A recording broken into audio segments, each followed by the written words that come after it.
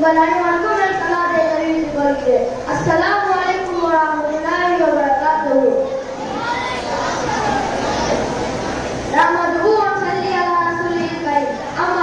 எனக்கு கொடுக்கப்பட்டுள்ள தலைப்பு மக்காவுக்கு ஹுதைபியா உடன்படிக்கையின் பிறகு முஸ்லிம்களுக்கு சிறிது நிம்மதி ஏற்பட்டது.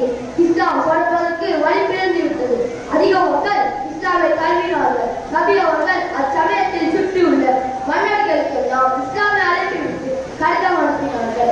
ஆனால் மக்களுக்கு காப்பீர்கள் அதிகம் காலம் தங்களை உடன்படிக்கையிலே நிலைத்திருக்க முடியாமல் உடன்படிக்கையை முடித்து விட்டார்கள். எனவே நபி அவர்கள் ஹிஜ்ரி 8ஆம் ஆண்டு 10,000 முஸ்லிம்கள் வீரர்களுடன் மக்காவுக்கு போர் புறப்பட்டார்கள். மக்கத்து காப்பீர்களோ முஸ்லிம்களை கம்பீரத்தையும் வெள்ளிக்கையும் பார்த்து பயந்து பின்வாங்கி நமது ஸல்லல்லாஹு அலைஹி வஸல்லம் அவர்களோ மக்காவுக்கு தாம் தோழர்களை படைப்புல வெற்றிகளுடன் அடைந்தார்கள்.